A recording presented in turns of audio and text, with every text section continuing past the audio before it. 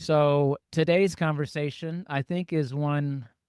It's crazy relevant, and it's funny because I was just on a faculty call about AI and students, and the tremendous amount of AI that's being used by students and papers and stuff like that. We're not getting into that today, but it's we're going to talk about AI related to fitness, and we have Ariana here with us today. First, I want to say thank you so much for giving me some of your time.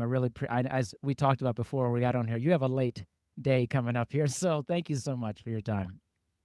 No, I'm so happy to be here. I love talking about, what we do and how we do it and just teaching people new things and then learning some new things usually. Yeah, yeah, exactly. And AI is an area that has exploded in the fitness, health, and well-being industry. And I think, and as we talked about in our discovery call, we kind of throw this word around AI like everyone knows what it means. You know, and the large majority of the population doesn't really. They may know the word artificial intelligence, but they don't understand the kind of the nuance behind it. So, would love for you to provide some explanation about what AI is and how it's currently being used and where we're kind of headed with this. Yeah, sure. So I have an 11-year-old. So I like to break everything down at kind of like a fifth grade level, right? Because that means everybody can understand it. And then you kind of build from there as you're learning about something. This is how I learned about it too. So, I mean, at the very base, artificial intelligence is basically computers or machines that are designed to think and learn like people. So they're built so that they can understand information and make decisions, help problem solve. Um, it really turns into almost a really advanced personal assistant in a lot of ways. I think in the fitness space, it's doing a lot of different things. I think it's able to provide information that personal trainers like you and I could provide for people. Um, and I think from there, it can do so much for us because as a personal trainer, you're limited. There's only so many people that you can train at one time, so many people that you can help at one time. But if you can teach an AI to basically, do a lot of the things that you do, um, it gives you a lot more time to actually use the things that AI can't do, personality, that human touch. It just expands your capabilities to be so much larger than what they are. Yeah, most definitely. So let's talk to two sides of this coin here. The first side is related to questions that AI and advancement of AI and potential for this, like a lot of industries thinking, man, is this going to take over my job and that? So let's talk maybe to some of the concerns people have with that, maybe in our industry, because that's what we're talking about. Yeah. Yeah, I have a very clear perspective on this, and obviously it's my perspective and it's not shared by everybody, but I firmly believe that AI will take the jobs from people that aren't willing to embrace AI. So right now, where we're at with AI is AI still needs human help. It doesn't matter what we're doing. My coders in my tech industry use it. I use it for things on a day-to-day business. My kid uses it for school. But in all of those instances, there is a person behind the AI driving that process. And so I think people that are willing to embrace AI and be able to magnify their knowledge and their skills and their efficiency will actually have more job opportunities. So I think the trick to not being AI'd out of a job is really instead of trying to fight AI to embrace it. And I think that's true for personal trainers as well. When we started building our app, we literally call it a personal trainer in your pocket. And so, y- we have personal trainers in person in our gym that are like, well, is that supposed to take my job? Like what's the concept there? But really not everyone can afford a personal trainer. Not everyone will set foot into a gym. And so I think it literally is taking what you do and expanding it to people that you would never reach. And it really just if your mission and your heart are in the right place in the personal training industry and you really want to see I want to change the weight crisis in America. That's a big thing for me. If you want to change the health crisis of people, then teaching something what you do and letting it reach out to those people who would never cross the threshold and actually work out one on one with you. I mean, that's the mission, right? That's the goal. Yeah, I would say we're probably very much in the same boat. Um, it's I think when you're, like, fighting something, right? You're forcing something, you're fighting it, and I know, like, in our industry, I think a lot of our colleagues, they're fighting it instead of seeing that. I always look at it, my take is there's a great opportunity to become more human in this process. So a lot of time is spent in administrative based things that honestly you could become more efficient, but that will give you more time to become more human. And my thought process is that humanity becoming more human would be a premium service as we go along, because that's Mhm. something that AI, as we currently have it, is nowhere close to achieving anything like that. So our humanity is going to be our premium skill set, and the AI is the assistant for the other things that honestly are not the trainer's favorite things to be doing. Yeah, so spot on. Imagine if you could, let's say you have somewhere that your clients enter in all their nutrition information, right? And instead of you having to spend,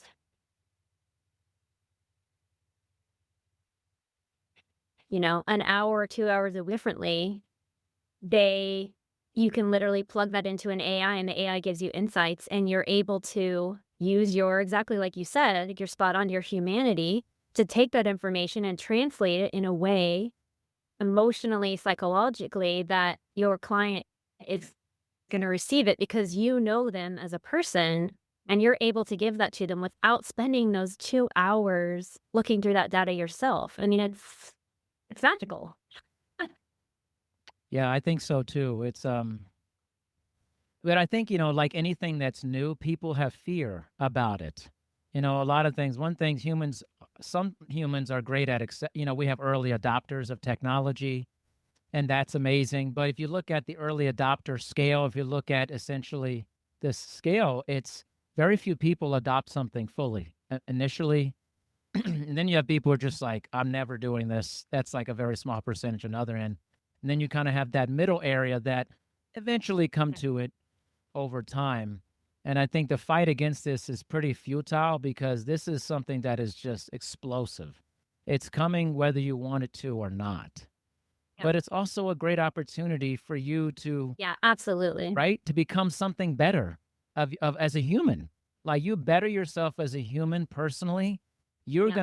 you're gonna have clients all the time because you're gonna get something that also that people are struggling with, which is connection with other people. We provide that in our service regularly.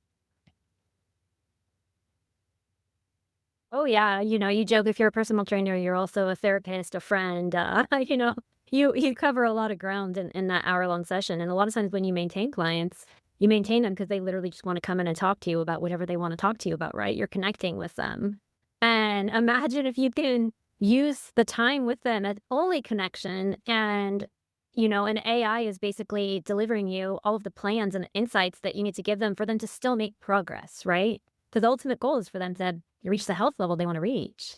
So I think it creates so much efficiency, and really does do all of the grunt work that we've always had to do that now instead of doing it ourselves, we can use AI to do it and deliver the human connection that people are actually craving. And when you partner that human connection with health results, people will be beating down your door. I mean, you'll never want for clients again. I totally agree. Totally agree. So if you're looking, you're developing this app and everything, but and we'll talk about that, but no one knows the future completely, obviously, and humans have been guessing the future forever, right and wrong. What Oh, where flying is this cars, we're not there yet. right? Where is this heading? And when you speculate about it and AI, what do you see this becoming? No matter how fantastical it is, what do you think this becomes for what we do personally? Yeah. I mean, I hate to say it, but at some point, it could literally take over the entire industry, right? I mean, you've seen so far already, people like gyms have put in rooms with, computers in them, where you can start a workout and work out on your own, and that becomes an AI coach, and they're not paying any labor for it. I mean, so if you're talking about a gym setting, you can go there. When you're talking about online training, you don't need to pay an online trainer. You can set up your own online trainer through ChatGPT, and it'll do every single thing that your online trainer would do if you're not having literally phone calls with them, but even then, it's getting there too. AI will be able to call you, talk to you like a human. I mean, it literally, there's already people that are marrying their AI, right? So, I mean, you're getting to the point where it is able to fake quite a lot. The thing that I see that I'm not sure it's ever gonna bridge, and this goes back to I always reference the movies, right? Like I, Yeah, Robot and Terminator, where, that's it right. takes over the world and kills everybody. I think it's always gonna be lacking on that empathy and compassion, and I don't know how you ever logic the logic out of it. So it's built Yeah, on logic, right? And if you give it a logical choice between saving a human or reaching its goal, has to proven over and over again right now that it'll achieve its goal, humans be damned. So yeah, that I think that its capabilities are almost endless, um, in a good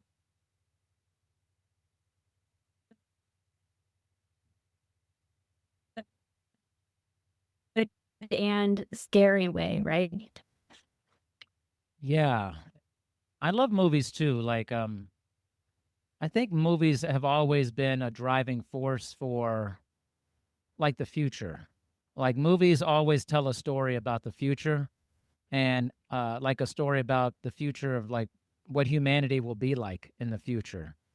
So I always used to love the movie. I still love it. Back to the Future. And I remember remember in Back to the Future when Yeah. he gets fired, Oh, right? yeah. He gets fired and I remember thinking, wow, that's crazy. He's talking to this guy on a screen and he's like, "McFry, you're fired." And I'm like, "This is crazy." Like I do this all the time now. I'm always talking to people this way.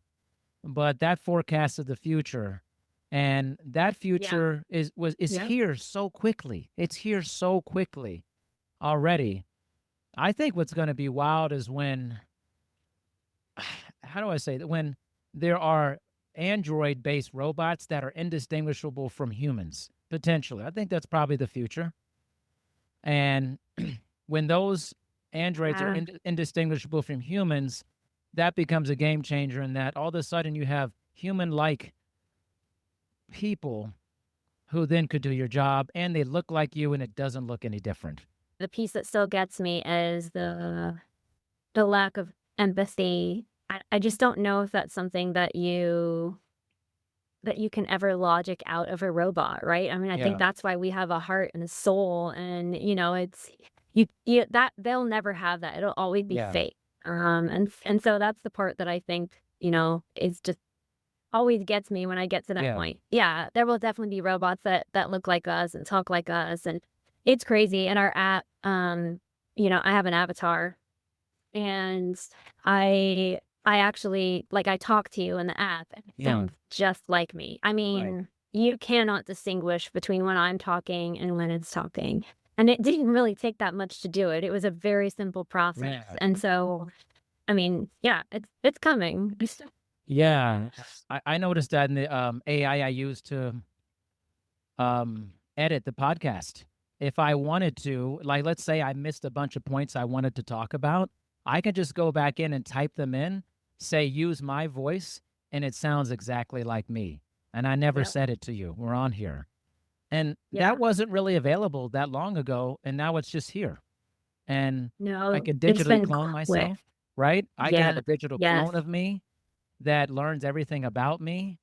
But I actually I do agree with you, but the empathy part, I think that well, one, humans are feeding it this information, and Yep. so it's just well, what a human. It's like, well, this is what I think they'd want me to say.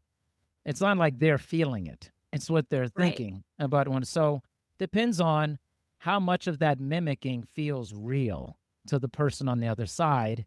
And honestly, some people will probably like AI better than they'll like people for that. For I mean, there's sure. plenty of people who like pets more than they like humans, you Yeah, know? I mean, AI is flawless. AI is flawless, right? And if you tell it to always agree with you, it's always gonna agree with you, and even if it argues with you, you can tell it to do it in a way that humans probably won't, right? It'll be calm, cool, and collected. I mean, yeah, there's a lot to be said, like, no joke, like, sometimes I use ChatGPT like a therapist, right? I'm, like, telling it how I feel and, like, "What do I do?" And it gives me Yeah. this very, like, "Nice, this is how you should respond. This is how you," And you're like, "Yeah, okay, I see it." Oops. Yeah. What do you think in terms of fitness we're at in terms of kind of meeting this demand for it? Do you think we're behind? We're right where we need to be? What do you think so far in your observation? Yeah. Well, I think LunaFit is gonna be ahead of the curve. Okay. As far as the industry, I actually think we're a little behind. Mm, I think that we're leaning heavily on the human connection piece, mhm. which, I mean, that's Yeah, it's what we great. do. It's the biggest part of it. It's great to lean into. But I think there's more fear than embracing right now for all the things that it can do, especially trainers that I see with like online training businesses. Mm, They're very afraid that that's going to put them out of business. mm, And I think that some of them that have gotten a little bit lax, so they've let the online training do it all, and they haven't continued to connect personally with yeah. their clients.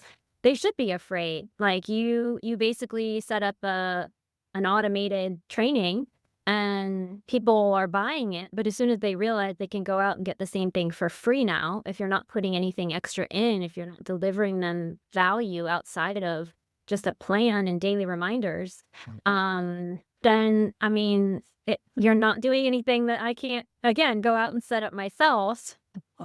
I think the trainers that are ahead of the game are the ones that are, dedicated to this, to what they do from a human connection piece and really wanting people to get results and see the value of what we offer and embracing the tools to up their service level and the information they can provide their clients and even learning, right? Like, I mean, I've learned so much about nutrition using AI.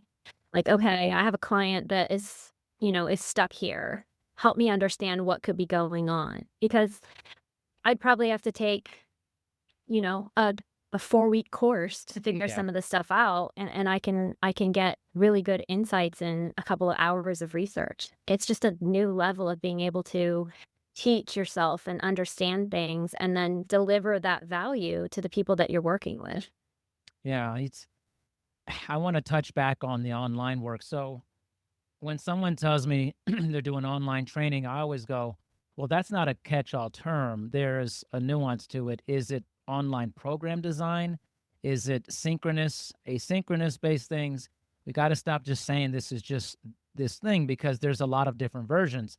And I think what you're talking about to me is the absolute worst future proof part of it because there's no connection. It's just if someone says, "Oh, I have 200 clients," I'm like, "You're not training these people. You're not working with those people in a personal way. You're just giving online program design." And this will be one of the first things to go with AI Yep. because you're giving nothing of the personal aspect The of it. people, yeah, the people that are still paying for that now are just confused. They just don't understand what's out there. That's where they are. Like, your clients are literally just behind the times. They're the late adopters. As soon Yeah. as they figure out that they don't have to pay for that, they won't. Yeah, it will Yeah. definitely be the first thing to go. It'll be one of the first because and the thing is I have seen in a lot of forums, especially in Reddit and stuff like that, where most trainers that are new want to get into online training. They want to get into that. That's what they want to do. They want to scale and have tons of clients and then just write programs. I'm just like, this is the worst thing you could do to get in Yeah, for the future. yeah, I do a ton of synchronous live virtual based work with clients. It's very personal. I also spend time visiting my clients too and I go and I build that human connection with them. We go to dinner and all this stuff. I'll fly to see them. I get that that's different. Not everyone can go and do that, but I have always focused on the human connection side and embrace the technology to get the best of all parts of it. But I just yeah, think if you're just like, I do a check in on text with you, it's over. That's dead. And like yeah. pretty soon, too, actually, Ariana, very soon. Yeah, I totally agree. Again, those people only have clients still because the clients just aren't in the loop of what's available. That's it. Like, you're hanging on by a thread that I hope you have a backup plan. Or you can do the right thing and create personal interactions. That's when Yeah. the best thing to do at that point, if you're an online trader with hundreds of clients, you start emailing them now and trying to get them into a one-on-one personal program. Yeah. That's it. Yeah. That's what you should be doing right now. Yeah. And then change your model so that you're leveraging information through AI and delivering a personal connection and charge more. Yeah. I think one of the interesting parts, I don't know if what your thoughts about this is that I think sometimes just doing the program design part and texting people, maybe it avoids some element of actually wanting to spend time with people, like on a real I don't know. I just think about that. What do you think about that? So, um when my husband and I first bought into a gym, the model of our gym was 100% independent trainer. So we basically were like a hair salon that rents out booths, right? We owned the gym, we trained our own clients, but we basically rented out space for independent trainers. And it was so interesting to see the trainers that would stick and the trainers that would struggle because you've got these newbies right out of NASM, right? They've got their clipboard and they're, That's right. Yeah. word killed me. And they're Yeah. putting these people through these exercises in their form, but they're so caught up in which exercise should be next and how many reps and that their form is correct. They're not even having a conversation. Those people would be gone in, I mean, maybe months if they even Yeah. made it that long. But the ones that came in and were personable and you can tell, even if they weren't the best of the best trainers from a technical perspective, if they were checking in with their clients, weighing their clients, making sure they were talking to them about their nutrition, having conversations about their life, really, having that connection, they would last much longer. I mean, it's a tough industry, and no matter what type of trainer, you got to have that hustle. Yeah. But you could see the difference in their clients staying with them based on, and that was the main factor that I saw that was a differentiator. I ran a club for 10 years and it was the same exact thing. And actually Yeah. but this was their employees. And when I hired trainers, I almost overwhelmingly hired for somewhat average program design and elite conversational skill. Elite. Absolutely. Like I'm Hmm. talking just great, charismatic, little BSing. They had the program, but they were great at developing and nurturing personal relationships. And our trainers had always had people for years and years and years. And, was they would keep coming back because they wanted to be with their trainer, their friend, their Yep. confidant, a person they just Yep. loved spending time with. And that's an area a lot of trainers, they don't understand that. And a lot of Yeah. curriculum is bad at that too. They don't teach that this is the Yeah. make the main thing the main thing. You gotta be a Yeah. great conversationalist with people. You gotta be great Yeah. building people. And I think we saw the same thing. Yeah, yeah, the PT training programs kill me. The when I see the curriculum, there's some that are better than others, but most of the time I'm like, none of this is relevant. So suddenly sit down and talk to them when they came in, I'd be like, it's great that you learned all this stuff. None of this is relevant to the job. And some of them would listen and some of them wouldn't, Yeah. and they hardly taught about proper pricing. They didn't talk about Yeah. relationship. They barely talked about nutrition. And I'm like, listen, guys, if you want to know how to really be successful in this business, let's scrap all that Yeah. to the back and let's talk about what's really gonna turn you into a good trainer. And the ones that listened, and were receptive, did really well. And I think I mean, that's common, right? Like sometimes my daughter says, "Am I ever gonna use what I'm learning in the real world?" And I'm like, Right. "No." Like you're learning skills, right? You're learning to give attention to something. You're learning to manage relationships in school. You're learning to be respectful. I mean, it's the same with college, right? Like I don't remember half of what I learned in college, but I was there to grow up and to learn life skills. And I think that personal trainers gonna have to see PT school as the same thing. I think you're right. You're learning some basics. You are learning some basics. Yeah. And there's a lot of and I think this feeds into AI too, why there's a little bit of fear too, is there's a lot of confirmation bias in trainers.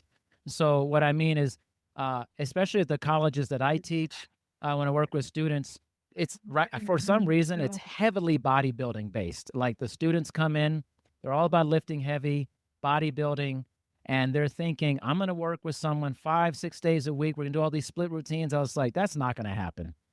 And I Oh, tell them not. all the time, I'm like, "Man, you're gonna be lucky to see somebody two times a week, and they're gonna cancel, and they're gonna have all this stuff. They're gonna show up differently all the time. They may not have slept well the night before. They got in an argument with someone right before they came in to see you, whatever. Things change. You cannot have Yeah. this confirmation bias that I'm gonna get everybody swole. They're gonna be loving this. They're gonna come on. I was like, That's not even what they want, they right? don't Like, want it. That's exactly what I was saying. no. Most of the Yeah. people don't want what you want. They're No. just literally trying to just get there. They're literally just Yeah. trying to show up. If they wanted what you want, they wouldn't be paying a personal trainer. Like, you have to understand your clientele. Like, I don't pay a personal trainer. Like, you have to understand your clientele. Like, people that want that would do it on their own. These are people that are just trying to get an hour, 2 to 3 days out of their week to get some exercise in, to establish some basic health goals. I Base. mean, that's the majority of the population, yeah. They're not gonna be, like, doing, heavy deadlifts and all that stuff, like, it's not where it's at, yeah. So, Which it is is really interesting, different. right? Because Yeah. that's what a lot of trainers, though, are seeing online when they're going through Ugh, algorithms and feeds, right? They're yes. seeing heavy deadlifts, squats, seeing, oh, I'm in the gym 2, 3 hours a day, and it distorts the business. Yeah. Like no one's doing that in the business, like no one. No, So no. they come in with this really bad formed idea of like what it's going to be like, and I'm always like, yeah. And it's the same thing with AI. If you're not really keen on like really getting into what can this be and what's going to happen, you just don't know. You have Yeah. no clue, and then you bring your bias in, and then you start training people, and you're like, oh, I thought I was going to work with all athletes. So I'm like, yeah, the majority of the population are not athletes. Okay, Cool. they're not. You're not going to. They're overweight middle-aged people, that's your market. I mean, that's your bread and butter. I mean That's that's who will pay you. That's right. It's not gonna be some guy who's training to become like the best football lineman in the NFL and stuff like that. No. It's like No. you're regular people who honestly need your help. And it's very Yeah. gratifying to Mhm. help people who are Yes. struggling to show up. Yep. Yeah, I mean, that's who I got into the business for originally. Is I had just had my daughter, and I, saw all these women around me struggling to lose weight, and I was like, I I have enough knowledge, like, I can help them. I taught mommy and me classes with my kids back to me and started giving them nutrition advice. That's literally how I started in the business, because those are the people that actually need your help, and it becomes super meaningful. I mean, I've had clients over the years that will still bring tears to my eyes, just the results that I've gotten them, and that I changed their life. Like, that's my thing is, like, if you just like to work out, you shouldn't be a trainer, because none of the people that come to see you like to work out. I'm just gonna just newsflash. No one is coming to see you likes to work out. They're coming to you because they need to be forced to work out. You are forcing them to work out. So hopefully you're in it because you like people and you know have the knowledge to help people get results, and that will be what Well, warms your heart. Because most of the time they're gonna come in, you're gonna be like, "Thanks today," and they're gonna be like, "Oh, it's a great place to start. Let's go into some squat." You're speaking my language right now so much better than are we the same person? I swear. Like, you've been a trainer for a long time, you've been around the ropes. You're like, listen, let me give you the real deal here, okay? It was like I have this one lady, she cracks me up, and she goes, I hate exercise so much. And she goes, I'm sorry I said that. I said, whoa, whoa, that's common. If you said you liked it, I'd be blown away. By Yeah. that, I'd be like, Yeah. it's Go okay. to the gym on your own, right? If you like to do something, you're gonna seek it out by yourself. You're not gonna go hire a professional to make you. No. If I loved Right. doing my taxes, I wouldn't hire an accountant. I would just do it myself, but I don't. Right. Totally true, right? I mean, it's funny, every day, I'm working with my clients. I had a bunch of clients this morning. You ask everyone how they're doing. The standard answer is, okay. And one of my Yeah. guys was like, I'm doing great today. I said, wow, you're a unique person today. Yeah. I never hear this. I was like, But I know, right? But I think the thing that, and again, this is what you should be looking for if you get into this business. When you get if they give you a better answer when they leave, you're that's right. your job, That's right? exactly right. Like, you have what they want, they just don't know that they want it, right? Like, you have the endorphins, or like you have the happy juice, like you're The giving happy them. juice. Yeah, you're giving them the ability to look and feel better. So, like, you're giving them something that, they're coming to you, so they're at least engaged, right? Yeah. And, you're giving them what they need to make their day better, and that's what the business should be Yeah. about. Isn't it funny? It's like one of the more complicated businesses because it's something people like they want to do it, but they don't want to do it. And then like they come in, they're not in a great mood. When they leave, they feel so much better. It's like this weird tug of war. You're playing with Yeah. someone regularly Yeah. and Every day. every day. Yeah. And I think too, and this is something that, I mean, I hope, and I think it kind of is evolving, in the world, but health should be a top priority always. You get one body, you get one life. How 100%. you age and how you feel feeds into everything you do, everything. How you parent, how you work, how you live, how you spend your free time. And Yes. the problem with most people need help. They don't know how to get healthy. There's so much information and misinformation that they need to come to an expert. Like you're the expert that literally everybody, 90% of the population actually needs. But something has happened in the dynamics of how we think about health that it's the splurge. I got a personal trainer, I splurge. And well, no, you did what you need to do. And it's so much more important than all these other things that you've been spending money on. And that mindset switch of how important health is, I think you're starting to see it I come out more and more. And I actually think that's a huge opportunity in our industry for people to do things the right way and to be able to really help people because it is a mindset switch that you kind of see happening slowly. But it shouldn't be seen as an extra. no. It should be seen, and you should be spending your money on personal trainers, not doctors. I mean, it's really preventive versus reactive, and that's what you wanna do anywhere, so it really is something really important that we do, helping people with their health. I agree. We're gonna get into Ludafit in a second here, but I want to add to that. My marketing is almost essentially what you said for that.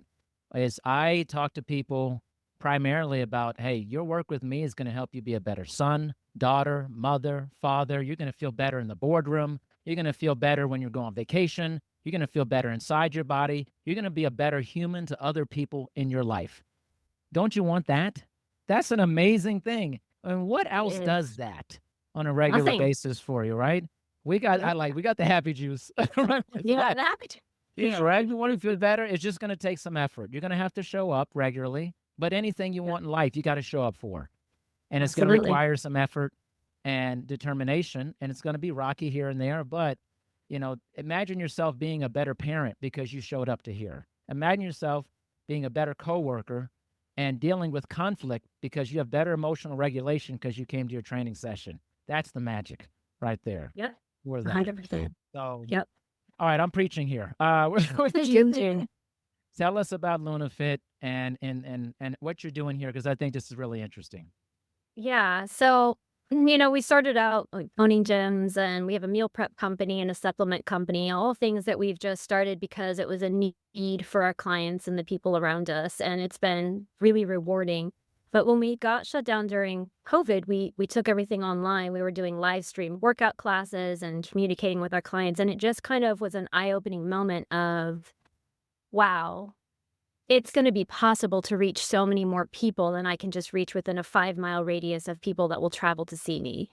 And so, over time that turned into an app, but the important thing to me with the app is that we delivered the same thing that we deliver in our in-person experience. I don't wanna be an online I have never wanted to be an online trainer, right? If I can't actually coach someone and help them and get them through the tough moments and create a personal connection, I don't wanna do it. With the growth of AI, we've been able to put ourselves in the app. Like I said, I have an avatar in the app, and the brain of the AI is my brain. So I'm the one that's programming how it deals with people, what it does, how it interacts, the plans that it gives, how it gets people results. And so, the goal is to affect the health of all the people that I can't reach in person, that are too far from me or don't like gyms or have maybe even less time than other people, that they can still get that coaching experience. And we use the app as a health tool. We have 5 pillars. So it's all of the things that we consider important to changing someone's habits and health. It's sleep, hydration, steps, workouts, and nutrition. So it's, the big 5. And we combine that in a way where we're working with you. So if we see that you didn't get good sleep the night before, just like you would ask the client that came in, "Hey, how'd you sleep last night?" If they look like they're dragging, they say, "I slept terrible." "Okay, you know what? I had this crazy workout plan for you, but we're gonna dial it back and we're gonna work with you where you're at." And so we're able to use AI in the coolest of ways Yeah. to really make people's plans adaptable so that they'll stick with it. Because that's the thing, if you when you give people, like, rigid fitness plans and fitness apps, and the app has no idea if they did it or not, you're not doing anything, and they're not gonna use it. When they do, it's gonna be like, "Eh."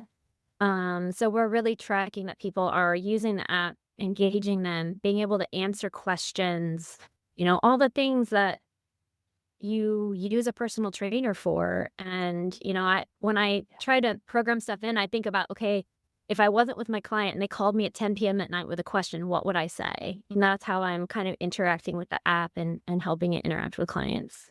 And that's awesome. You said something that just really stuck with me. And I always tell my students this, trainers that I've hired at clubs and stuff before, and then I ran them as rigidity is the enemy of this business, man. I'm like, if you are so set in the tools you're using, the modalities, and your philosophy constantly like, no, we have to do this today. No matter how you're feeling, it's dead on arrival, man.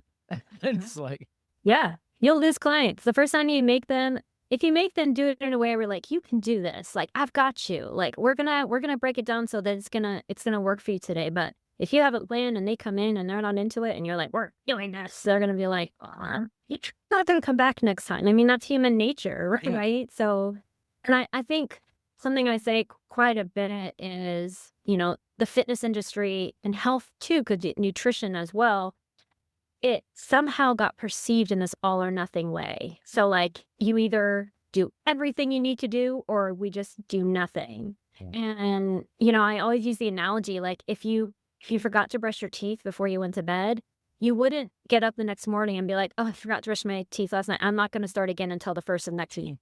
Like, you would just brush your teeth that morning, right? Because it's an important health habit. Well, it's the same thing with workouts and eating a healthy breakfast, right? Like, let's just get back on track, you know? yeah. You don't have to go off the rails one day. You went on an eating binge.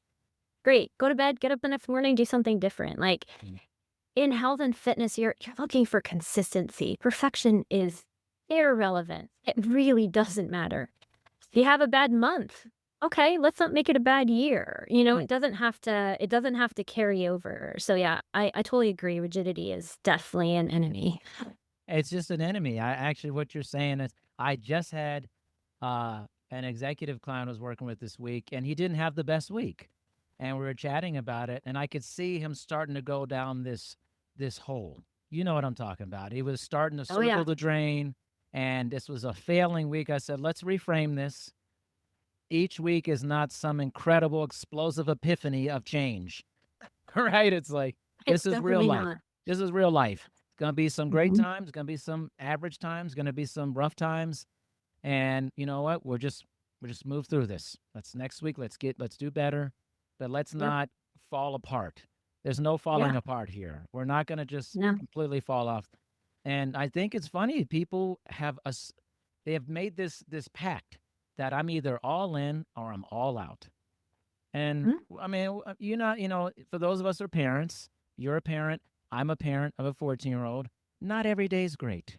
Okay? Yeah. Like, Yeah. Probably. Oh, that's a rough age. right? And then some days you're like, you know what? You're annoying me. Okay? This is Yes. not Yeah. great.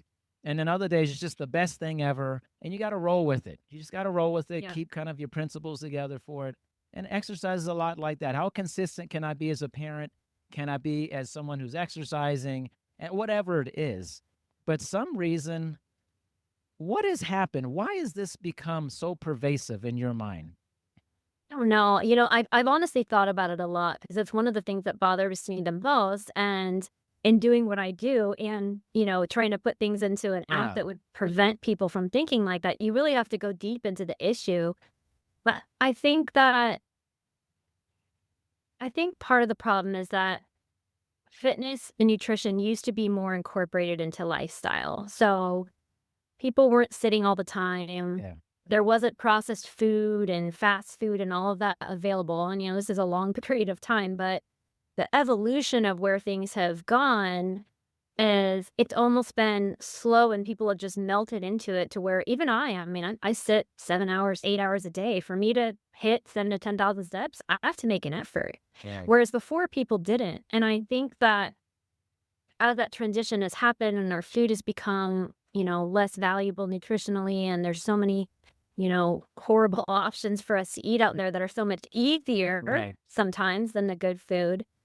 I think that people feel like it's such a big deal to make the right choices and do the right thing that they've, convinced themselves that they have to do it every single day perfectly for it to matter. Yeah. And I don't know exactly why. I'd love to hear your insights on it as well. Like, why do you think we've gotten there? But I know it's something we got to break for sure. Yeah, we definitely have to break it.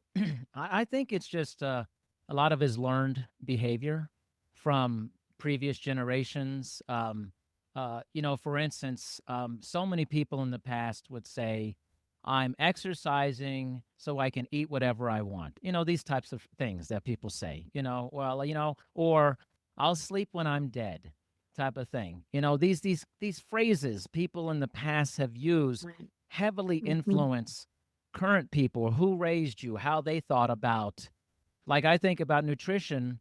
I mean, you think we're kind of having a renaissance in nutrition with how we're looking at it, and we look at ultra processed foods and all that.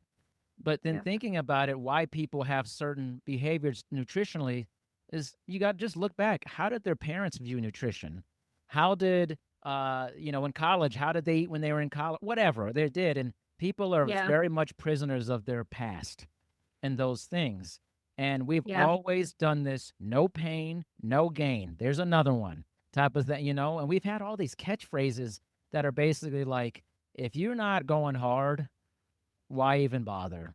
And if you're Yeah. and I think trainers are a problem too, and a lot of people, fitness enthusiasts, like, I'm in the gym 3, 4 hours a day. Think about, if you tell a regular person who's just working hard, has a family, oh, and they see you online, I'm doing 3, 4 hours a day. They're like, I can't do that. Who Yeah. has 3 to 4 hours a day to work out? It does a Yeah. disservice to people versus, where's the person online saying, hey, I'm just basically doing a half an hour, 3 days a week, 3, 4 days a week, that's doable for me. Then people, you model that behavior like, oh, that's doable. I think we've Yeah. been horrible modelers of fitness behavior. From a lot of really fit people have modeled horrible behavior to people. Yeah. No, I agree. I agree.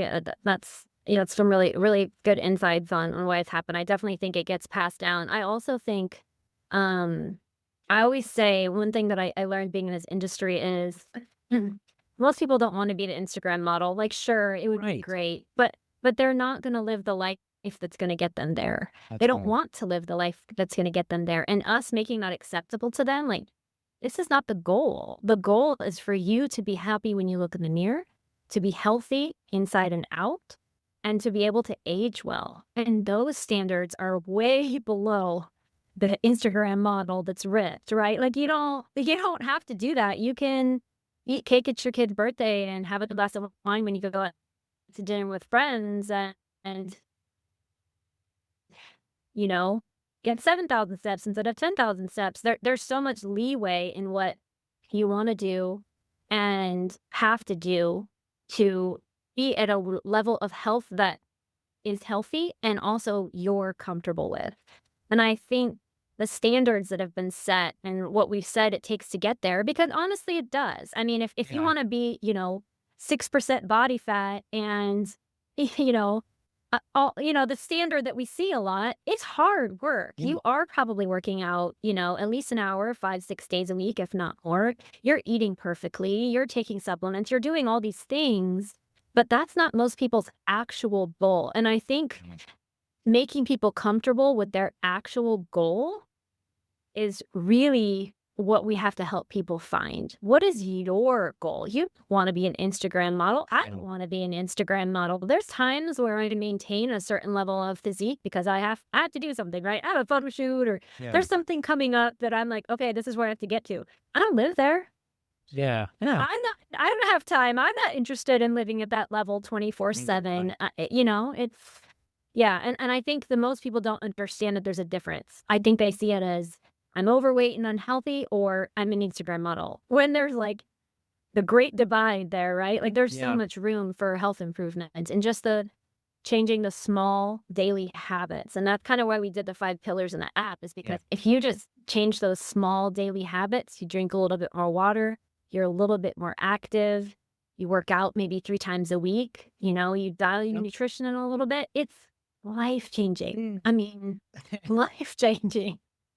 I'm telling you, I always used to tell people, I was a scholarship collegiate track athlete, and that was the worst I ever felt physically in my life. And I'm serious. Like I always, people have this glamorous idea of athletes and stuff, but I'm telling you, I mean, we were practicing 20 hours a week running, okay, running, lifting 5, 6 hours a week, and I never felt good. I always felt horrible. Like my legs felt like tree trunks constantly. I was tired constantly. I had no time to do anything. Actually, I was the least emotionally and socially sound being an athlete because it took everything for me to reach a certain level of excellence. And Yep. now I think that's just insane. That's just Yeah. insane to do. Like, and Yeah. no one has time for that. People are living regular lives. They're dealing with stress in their jobs and whatever it is, and family members and whatever. No one has time for that. It's very easy to look at someone who's like, all I do is get up and eat this thing and work out all day. And like, no one does that. Come on. It's No. just, when you work with clients too regularly, you realize no one does this. Okay. My Mm-mm. physicians that I train, the doctors, lawyers, judges, people work for the government, whatever it is, they don't have time for any of this. They have Yep. no time for this. They're doing their charting and stuff like that. They're not like, oh, you have all this time. Yep. I have so much time to do this. Yeah, but the only goal should be healthy, right? The only Yeah. goal should be healthy, and healthy can be there's a wide range of what healthy looks like, because health and aesthetics are not the same thing. No. There and you can get to a really healthy look, and most people can be really happy with the way they look and what they see in the mirror with very healthy lifestyle habits that don't have to be overwhelming or absolute. Most definitely. Man, I tell you, when I talk to people, I never know how we're gonna sync up. And it's fine if we don't. I like having different ideas and stuff, but we sound like we were cut from the same school, I swear. For this. So, Right. man, Ariana, I thank you think so you I much. think you can sense a Yeah, thank you. I think you can sense when people have a passion for the industry and really wanna make create change in what we do and how we do it, and help people, right? That's what we're here for to do, is help people. So I really enjoyed this. Was great. I really enjoyed this. It was really Yeah. fun. Isn't it like you reach like a different vibration when you talk with other pros who are really like feeling this really grounded sense of working with people and the reality, Yeah. the real sense of working with people. Yes. It's very enlightening. So I appreciate you giving me some of your time, and please let everyone know they're going to listen, like how they can connect with LunaFit and your work.